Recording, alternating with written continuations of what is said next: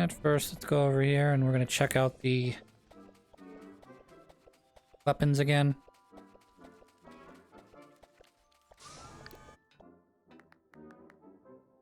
We know that they're going to be peach. Secondary weapon for peach is this one. Freeze damage. And then should be Mario. Yep. Got damp damage.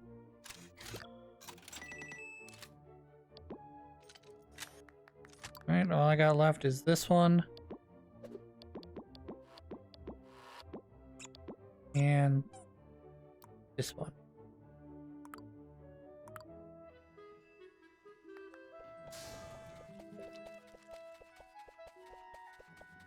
Alright, we're gonna go this way, because the last area is actually closer to the front of the castle than, the first area is.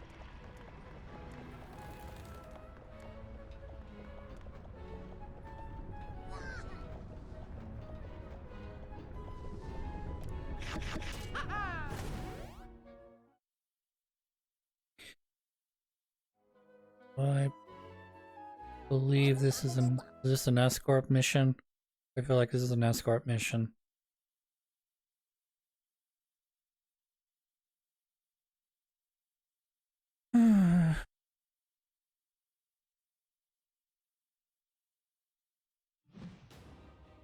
Escort Toad. Got 30 turns to do it. Lovely. So this is another one of those missions where the faster I push forward, the more likely I am to run into enemies. And we have to get Toad all the way to here. So who do we want here? I think we need a healer. So one of these two. If we go Rabbid Mario, we're gonna have to switch off Peach. Rabbid Yoshi could do 90 damage. Bard here. Area of effect damage.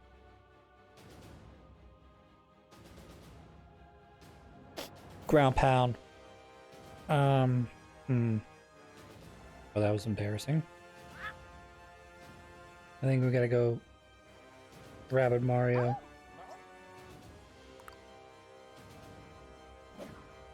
We're gonna cut out the fiddling a little bit here.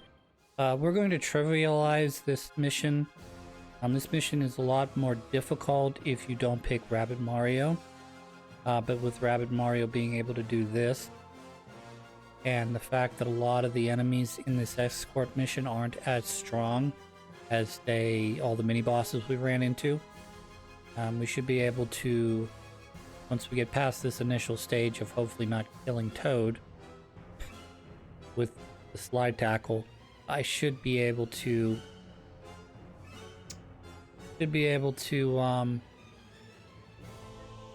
decimate this with Rabbid Mario and Toad. Because he's going to be able to do that, which will clean up all those guys. We'll hit one of you. That'll clean up all of those guys. And we'll come over here. And that'll take care of all those guys. And that'll only leave 2 more left. Might be a better way to do this, but I'm trying not to hit Toad.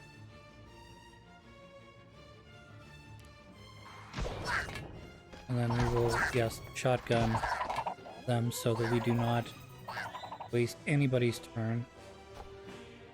Not that that really matters. I could easily have just run into him with Rabbid Peach.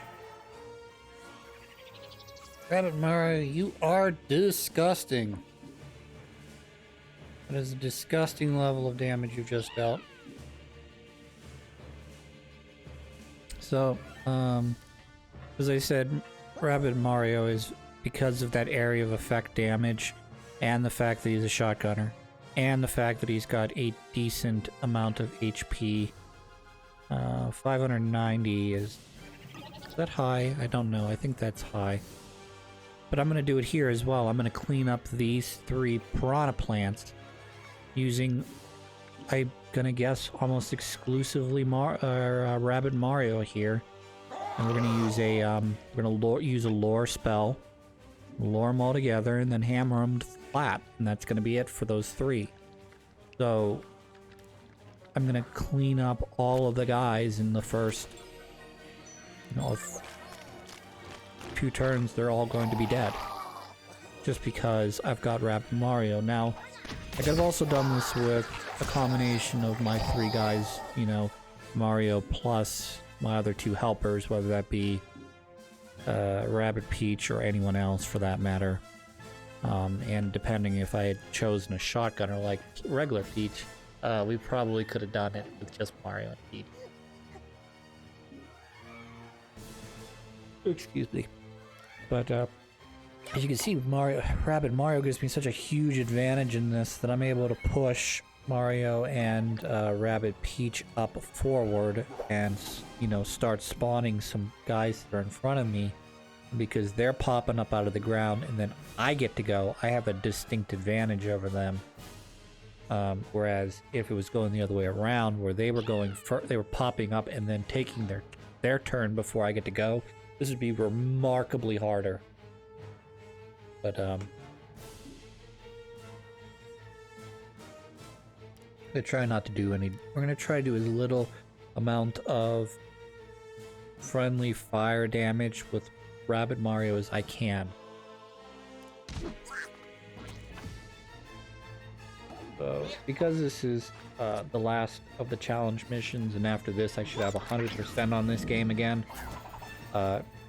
Not counting any sort of DLC missions with Donkey Kong and Rabbid Cranky Kong, which I know exist in this game as, again, DLC.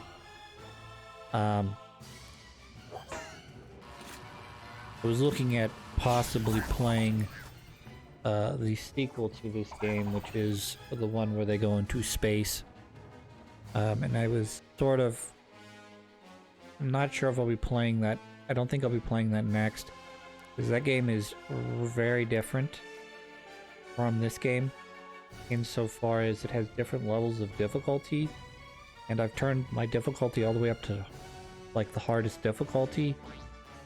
And in addition to the mechanics being different, instead of it being a grid-based thing, it sort of gives you a level, and you can move within the amount of space, like a circular amount of space that they can move. So you're not per se held to the grid, but there is sort of a limit to what they can do, and they do kind of snap into place so that they can stay behind cover.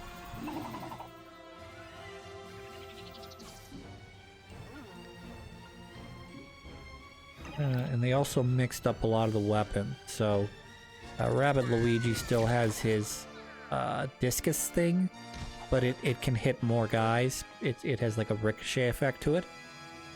And Mario, instead of having just one arm cannon, he's got like a double blaster sort of thing, so you can target 2 enemies, but it does less damage overall than your hand cannon. Rabbid Peach, she is by far the most different of the original 3 characters, because instead of giving her a hand cannon, she's got this like rocket launcher thing where she can target a singular guy, and it can go over top of the what do they call that? Over top of the over top of cover, but you can only really attack one person, and they don't seem to have the alternate attack like Rabbid Mario, and Mario do not, at least so far, do not have access to a hammer. It also seems like, I could be wrong, because I'm at the very beginning of the game, it also seems like they don't get weapon upgrades. They just get damage upgrades based on, you upgrading your character. I'm not 100% sure. it has a different enough feeling that I wasn't able to immediately like jump right into the game and feel like, oh, this is just like additional content. It's like actually a game that they went in, they took some of the characters and they revamped them. They took all of your characters and they definitely revamped them. And then they took the enemies and they changed them as well. And a lot of them are, particularly on the harder difficulty that I'm playing on, have higher percent chance of not only ganging up on characters, they're doing more damage, like in the hundreds of damage, and they're doing a lot more status damage, so like fire and bounce and that sort of stuff. So I'm still trying to get a hang of how to counteract some of these enemies,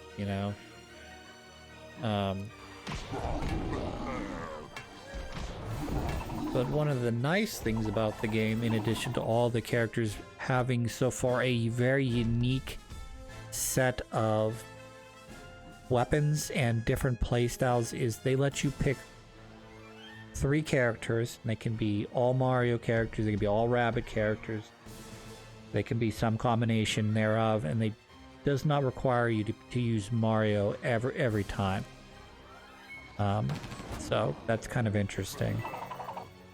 Some of the stuff does come back, like for instance, Rabbid Mario does get an area of effect tackle damage, but it's kind of like a circular halo around where he's standing, and it's much more limited. It's not like this huge wide open area, but it is sort of like, the guy's got to be standing like almost next to each other, and you start out with only being able to damage the enemy you slide into, and then it can increase to, maybe like say twice, like a halo area around him, circular area around him. So I gotta get the hang of that game before I sit down to record it, I think, and that may or may not be a while from now, because upcoming, depending on when this releases, this episode releases, what I mean, we may be a few days or a week or so out from the reboot camp, Advance Wars reboot camp, and I plan to play that when that game comes out, so that'll be updating as quickly as I can get out those episodes. Those will be coming out. Initially, I will be probably posting. I don't really know where the game's gonna start me. I'm gonna guess training mode. If it's like the Advance Wars 1, they're gonna have to do a training mode. So all of those episodes would come out on day 1, and then I would hopefully try to get through the first mission of Advance Wars 1 campaign, and have that all hopefully posted in the first 24 hours that game comes out. Now it depends on when I physically get the game in my hands, because even though I had the game on pre-order, it doesn't come to me any sooner than it releases, so I can't start making, I didn't get an advanced copy, and I can't start making, videos ahead of time so that on day 1 of when the game comes out, I've already got, say, 3 episodes recorded and ready to go. Instead, I'm gonna have to play the game like everybody else does, just like a normal human being, and I don't really care about that. Obviously, I'm not anything special. I am as common as dirt, if you will, when it comes to playing video games. I am a nobody, I am a nothing, even though I really, really do love the Advance Wars series, and I really, I don't know how to explain. Unfortunately, the peak of Advance Wars for me was probably Advance Wars 2. Even though Advance Wars 2 is a lot easier, I've already rehashed. You guys go back and watch my old videos. I think Advance Wars 2 is, I know it's not perfectly balanced, but it is about as good as it gets in terms of Advance Wars. And then after that, they tried to add stuff, and it didn't make the game better. It made it kind of worse. And then they tried to go back to their roots with Days of Ruin, but Days of Ruin is kind of weird insofar as it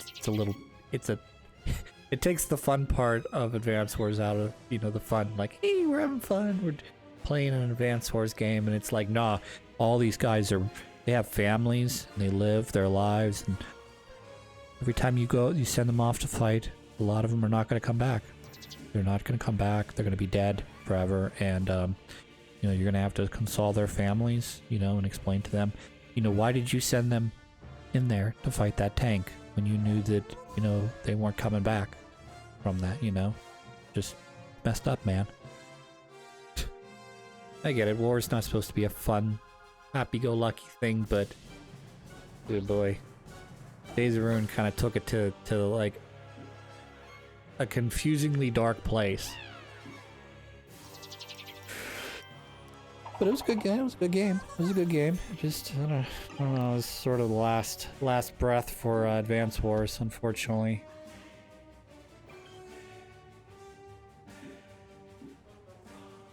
I don't know. The dual strike mechanic was not the right way to go, and gutting the entire the system that you liked, it was not the right answer either. But whatever. I don't.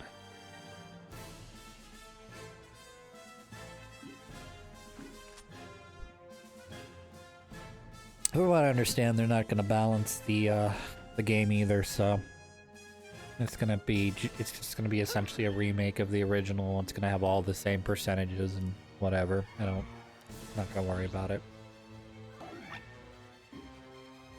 Character design's nice though.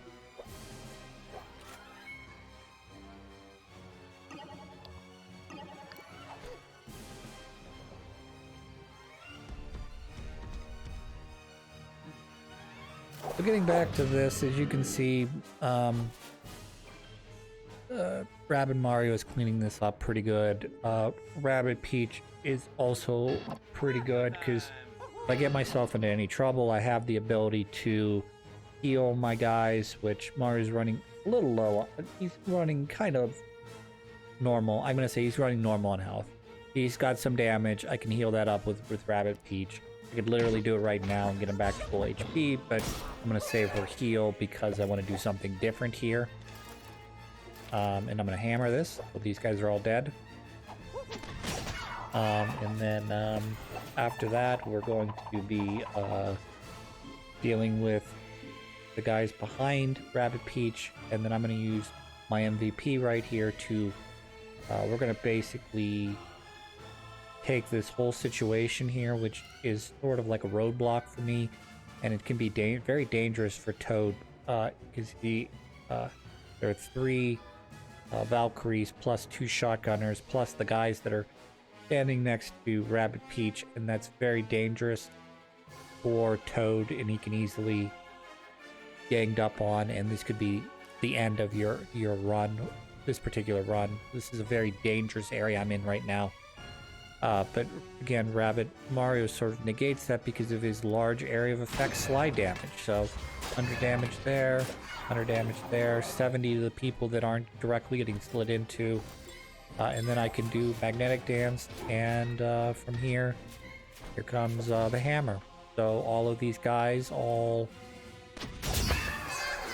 5, here, 1, 2, 3, 4, 5, between the slide tackles, the magnet, and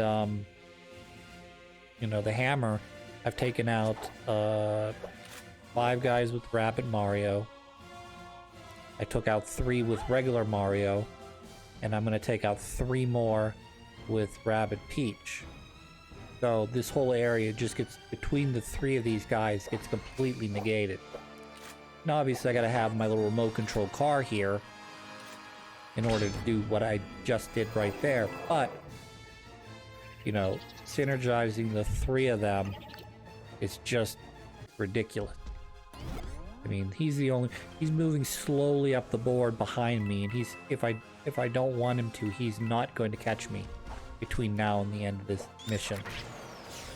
Another thing I haven't pointed out quite yet, I was actually hoping that that wasn't going to do, but I think these enemies, the enemy spawn is partially based on where your characters are right now, but more than anything, I think it's based on where Toad is standing.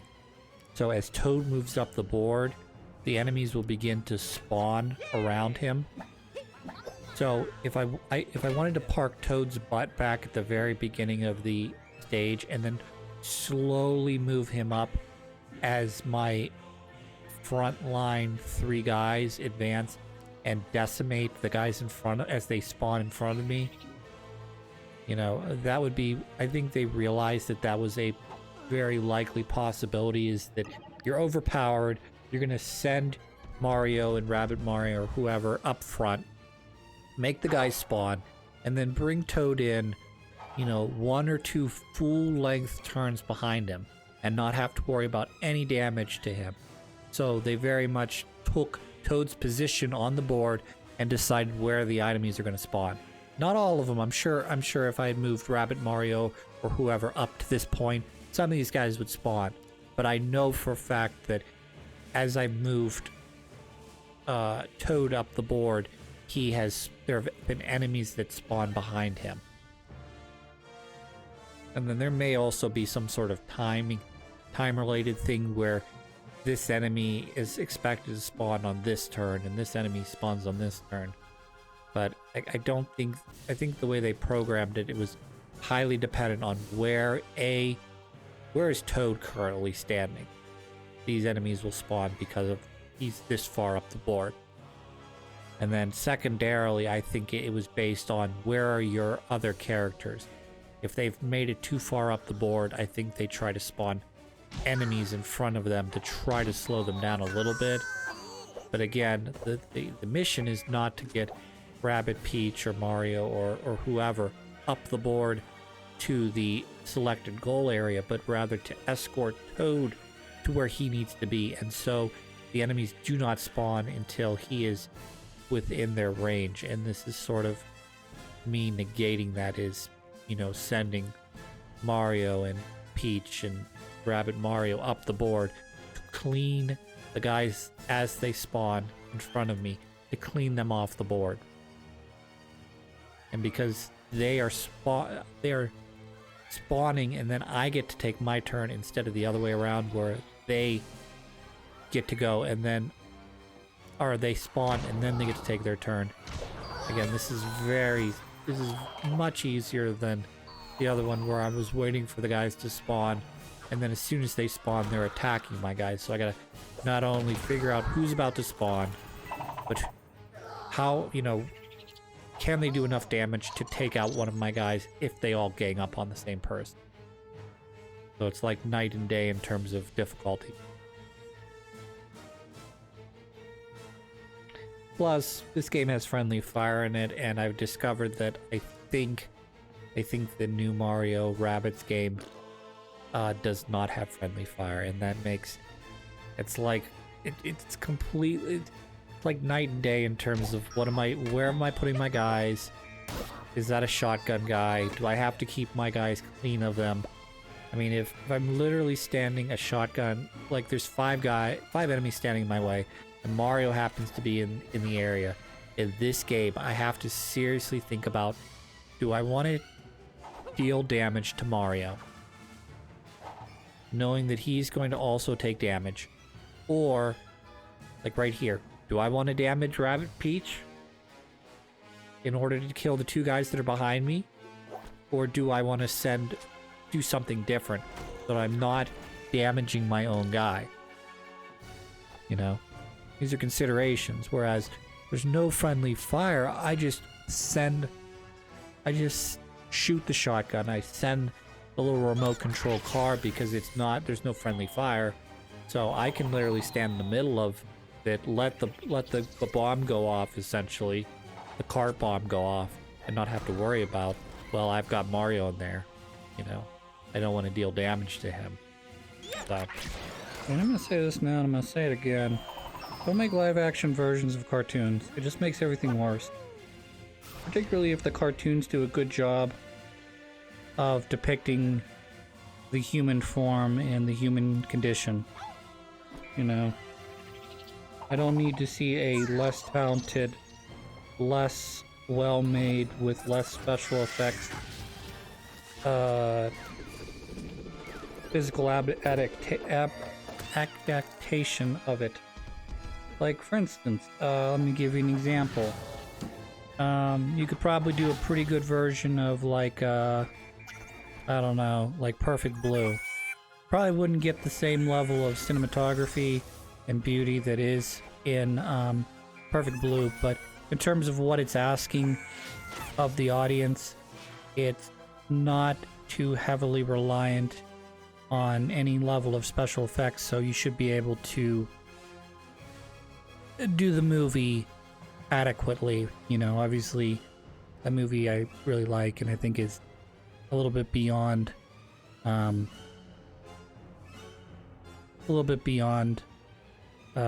know, just, oh well, can you do it, can you not do it, you know? Are you doing a disservice by you know, doing the cinematography worse, you know, just to prove that you can do it, you know? But my point, it would be more along the lines of like a Dragon Ball Z or JoJo's Bizarre Adventure or Attack on Titan or anything that is got a supernatural element to it that lends itself really well to an animated cartoon. Much better than it could possibly do in a live action, because it would be so much more difficult to ask for them to recreate Gale Titans, or, you know, the ability to, you know, throw energy wave blasts, or anything else that you can't, that doesn't normal, that is science, you know, fantasy or science fiction related, you know, because all of that's got to be either excluded from the movie, or you have to decide that, you know, you're going to attempt to do it in CG, which again, you're just replacing one animation for another, you know. I don't know. It does irritate me that, you know, they insist on, but what if they made Evangelion as a live action? And not just that, we're going to not only make it live action, but we're going to take it from its country of origin, and we're going to try to insert well-known, you know, Western movie actors to play the part of, you know, Shinji or Jotaro or whatever, and you're just going to ignore the fact that, you know, they've all got very Japanese sounding names, you know. And that's provided, you know, you do everything else perfectly. You know, you do the casting perfectly, you get great chemistry between the, you know, the actors and actresses in your movie, cinematography's stellar, your story adaptation is great, everything is 10 out of 10 perfect. You know, you're still going to run into those, you know, like I said, problems with adapting the fantasy from those things. And I just feel like that's a major detraction over, you know, the ability to, you know, even simple stuff like, I mean, like, yeah, simple stuff, quote unquote, like Nausicaa and the Valley of the Wind.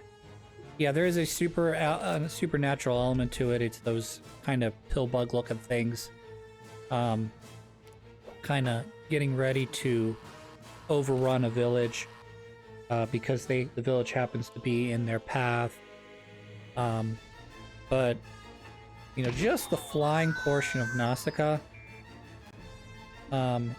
would be difficult to do well, because she doesn't hop in an airplane.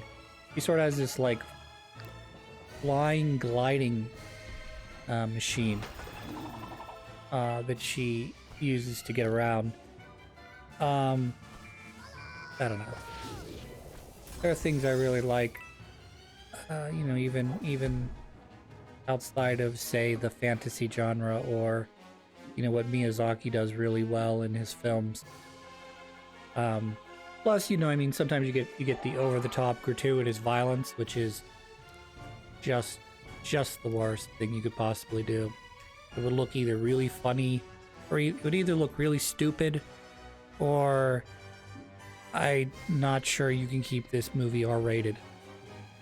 I think the movie, violence-wise, could really, you know, if you're really pushing the button on violence, I think you could easily see a movie that pushes the, you know, even the very lax MPAA standards for violence to the point where it would get a NC-17 rating, and essentially no movie theater would carry it. Why? Because NC-17 means pornography, essentially, in this day and age. You know, could you have an adult-only movie? Yeah, there's probably plenty of these movies that are rated R that should be adult-only movies. Movies where, you know, you gotta be 17, minimum 18, you know, to see these movies, because they have such gratuitous violence or themes that aren't appropriate for even, you know, 16, 17-year-olds. So we never really came to that point, you know. You know, leave NC-17 or an adults-only rating, you know, for your pornography, and then have a separate rating, or you leave NC-17 as essentially you know it. You see an NC-17 movie, that means there's something in there that you should be seeing. Either too much violence, you know, too much killing, too much nudity, you know, people having gratuitous sex or whatever. And then you could have, you know, a movie that would fall more on the lines of like a, I'm trying to think of one off the top of my head that I think should be an adults-only movie that wouldn't have, you know, an unnecessary amount of nudity or whatever. Like, someone, I know there was a movie that sort of pointed this out, but if you say fuck 4 times in a movie, it immediately goes to be an R-rated movie. So, like, the whole movie is just normal, like PG-13 rated stuff, and then they mention this fact in the movie that you say fuck 4 times, it immediately becomes rated R movie, no matter what else happens. And one of the characters says, "You mean I only have to say fuck 4 times?" Now, right there, you're up to 2. And he says, "Yeah, fuck." And he goes, "Really? It's fucking stupid." And that's how it got a rated R movie. That little zip zap that you just saw there, I don't think that was supposed to happen. Toad can move about 3 to 4 spaces. He just moved like 7 or 8 there, because I think in terms of the way the Toad tracked there, I think it ignored the fact that there were black blocks there, and essentially determined that if all of those blocks were movable, Toad could go diagonally across there and, you know, make it all the way across. And I think that's why I had such a huge movement range with Toad there. So we're moving into the final leg here, and we are about halfway through our allotted number of turns. So it's going to take Toad about 2 more turns. If I'm not mistaken, I believe this area is actually the safest area to travel through. So we'll have to give it the old college try here in a second. Yeah, so turns out the left and the, depending on what you consider difficult, the left and the right have easier enemies to deal with. But the center has the Lava Queen, Mario, and Luigi to deal with in the center, but those are the only 3 that you have to worry about. But again, because of the fact that the left and the right have smaller gun-toting enemies, it kind of makes that center like really, really difficult. Whereas if you take Toad left or you take Toad right, provided you back them up with some of your guys, they should be able to wipe out the left and right without any trouble. We've got 15 more turns to defeat this guy. I think we're good. Can literally take the rest of our time here and still be fine. Alright. I do need to move Toad up because I believe he is the catalyst for all these guys spawning. And then we can move Mario up as well. Yeah, we'll get Rabbid Mario in here so that he's more or less centered in this area, so when the guys start to spawn, he'll be ready to smush them with his slide tackle. I think I'll also send Mario up the center here, just in the hopes that I can get the center to spawn as well. And then we can go back and forth here to... Yeah, so everybody's spawning here. So you can see we got two mini bosses in the middle.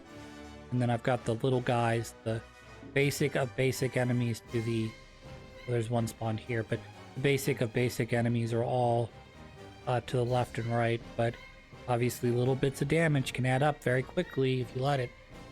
So I think I'm going to use... Well, obviously I'm going to clear him out. But I'm going to use Rabbid Mario to clean up the right side. And then...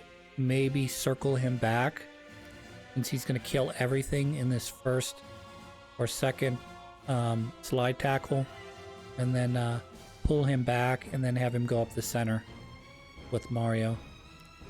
So he's not going to exactly reach, but that's fine because I can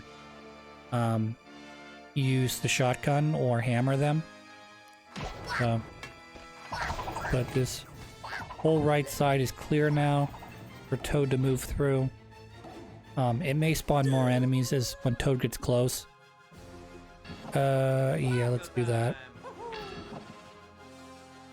Should probably hammer first, so I'm not leaving Mario in a precarious situation. And then we'll come in with Mario to slide tackle, and hopefully we can finish up these guys. I think I can slide tackle you. Nope, won't be dead. Unfortunate. I don't really want to hammer where they are right now because... yeah, that'll work. That'll kill... Well, it won't kill him, but it'll damage Rabbid Mario a lot.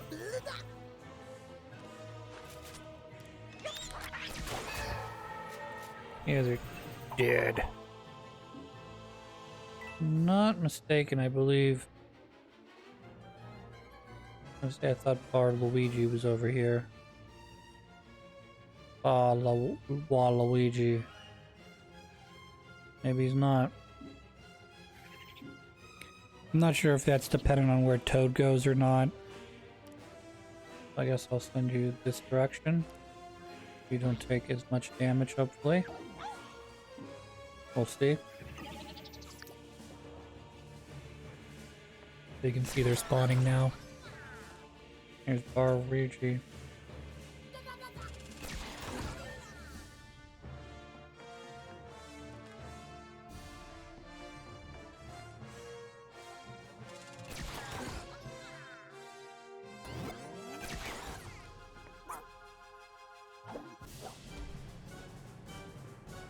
Alright, it shouldn't be too bad, I don't think. Just gotta be kind of careful with how I maneuver my guy here. Yeah, I should be able to use the homing cart thingy and take out the two rabbits and then move up Toad.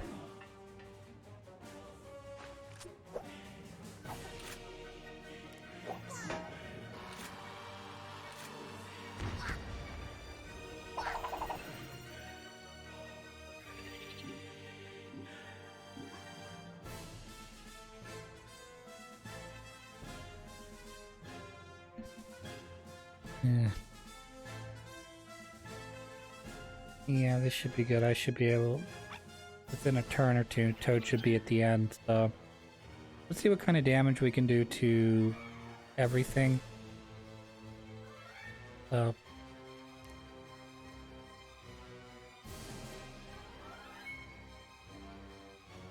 that'll be good. Yep, that'll be good.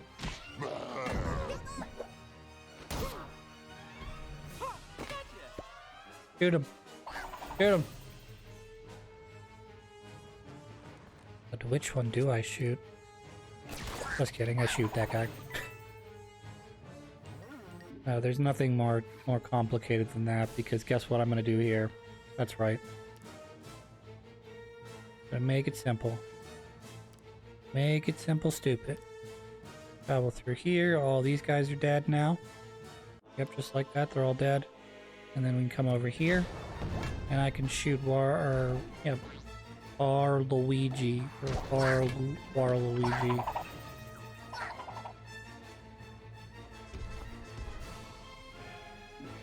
Or I can, of course, skip doing that at all. But, not what I'm gonna do, as you can guess already. I'm gonna shoot him, and then Mario's gonna shoot him, and then, yeah. What we're gonna do. That is 600 some damage. He flies out of bounds. And now he only has 36 HP. And he's dead. Everybody's dead. Congratulations, we did it.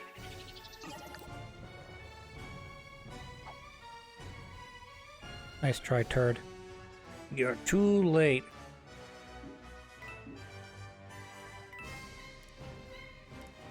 I've already made it to the goal.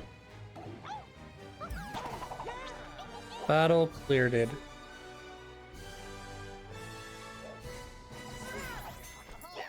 That was one where they definitely gave me enough time to do that. 900 more coins. Completed all the challenges. Congratulations. Be 100% now.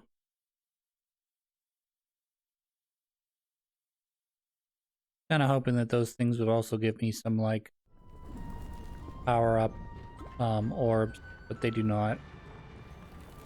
Well, that is the end of the game. We're just gonna quickly go back this way and purchase ourselves the last of our, or rather reveal the last of our weaponry. And then I think I'll wrap it up after that.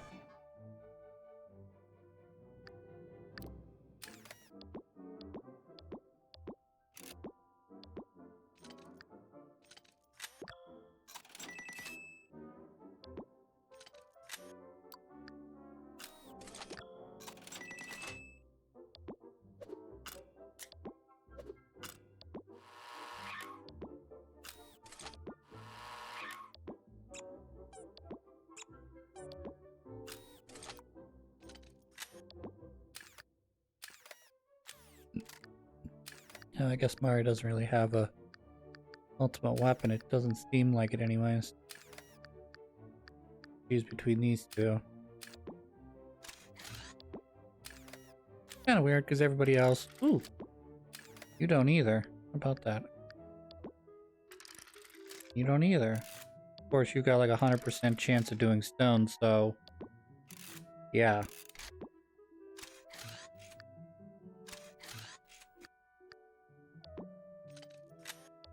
Alright. So that is Mario+Rabbids Kingdom Battle. I'm gonna come over here real quick, because I got two things I want to do. Oh, can't do anything there.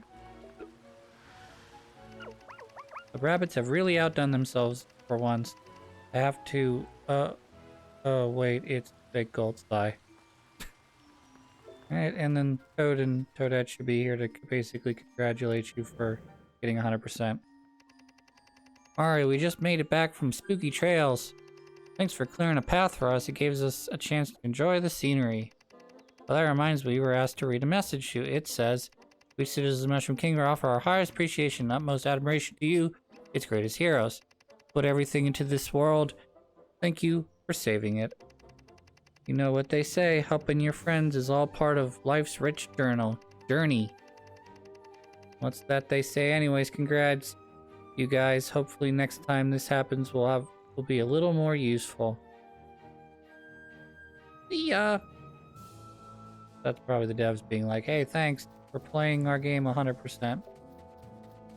So there is DLC to this game. I do not own it, and I will not be playing it. At least not right now. So next time I come back, we'll be playing something different. Don't know what it is because I got a little time before Advance Wars comes out. So won't be the reboot camp quite yet. So until then, I hope you guys have a good one.